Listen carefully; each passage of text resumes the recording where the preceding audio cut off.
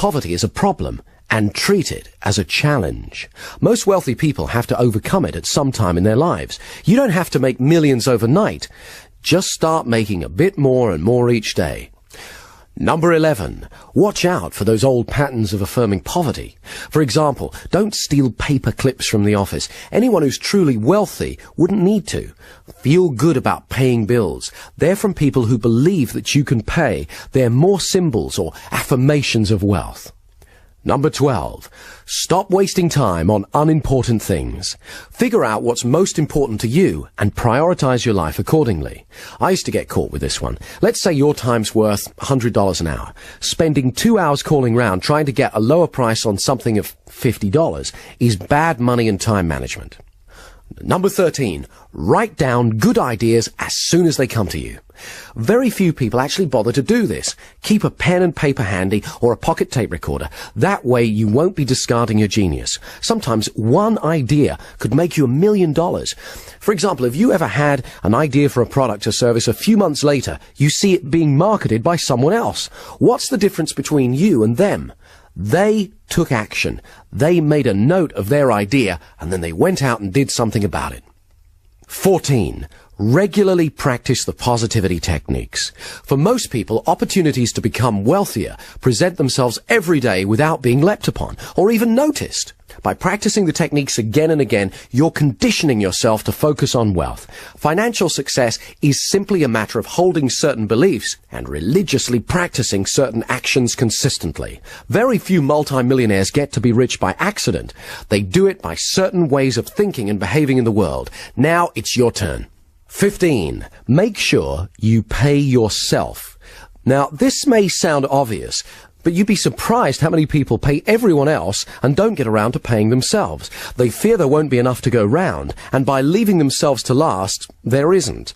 In fact, you could even go one step further and pay yourself first. Every month, write yourself a check. That way you'll unconsciously adjust your spending and make different choices so that there's some money left for you.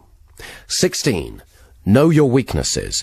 Everybody knows what they're good at, but not everyone's good at admitting their limitations.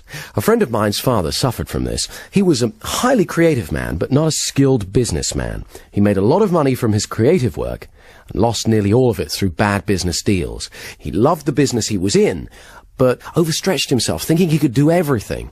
As my friend said on the matter a few years later, just because you like food doesn't mean you should be running a restaurant. There's some things I'm not good at, so I can either spend time and effort mastering them or hire someone else to do them. Number 17.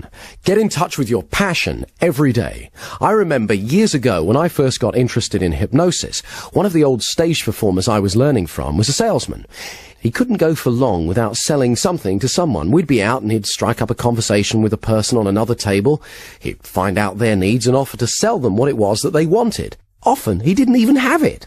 He'd then have to go and acquire it himself. He loved the thrill of persuading someone else. One day he knocked on my door and asked me to drive him home.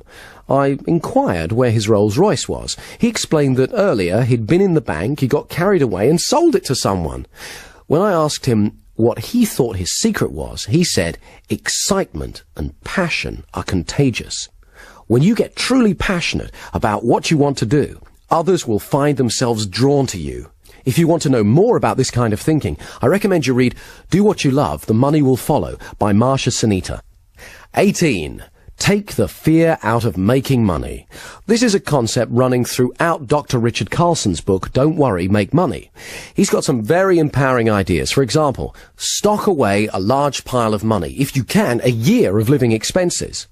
It may involve some self-discipline, but it'll give you a massive psychological safety net. He tells a story of two men who were both offered the same job with a startup computer company in the 70s. The offer was for very low pay, but with a large piece of stock. The man who was living paycheck to paycheck thought it was too risky and passed. The one who'd put away some savings took the offer, and needless to say, within a few years he'd amassed a huge fortune. The moral of the story is that in most cases, creating abundance usually involves some risk. As the saying goes, risk is the currency of the gods. Richard Carlson also uses another example of how taking the fear out of money helps when he says, be prepared to walk away from a negotiation. You can usually go back. When you're not attached to an outcome, you're more powerful. Other people unconsciously pick this up from you. He uses an example where, say you find a house you love, the asking price is $100,000. You know it's not worth any more than $90,000. If you're willing to walk away and not to worry about it, more often than not, the seller will come back to you, because most other people are worriers. He won't want to turn down a certain thing, your offer, for an uncertain thing. He'll probably make you a counter-offer, but when he senses you're not a worrier and happy to walk away, it'll be far lower than if he sensed you had fear. Number 19. Charge what you're truly worth. There's an old story about the king's steamship. When it broke down, every engineer in the land was summoned to try and fix it, but all of them failed. Then, one little old man said that he could do it, but he wanted $300. The king agreed, and the little man took out a tiny screwdriver, turned one screw, and the steam engine began working perfectly. $300, please, said the little old man. The king, looking rather dismayed, exclaimed, $300 for turning one screw? No, replied the little man. $1 for turning the screw, $299 for knowing which screw to turn. Some people are frightened to charge what they're really worth because they fear they won't be in demand. But this strategy can keep you falsely overworked rather than giving you more money for doing less and having more time to concentrate on other ways to create abundance.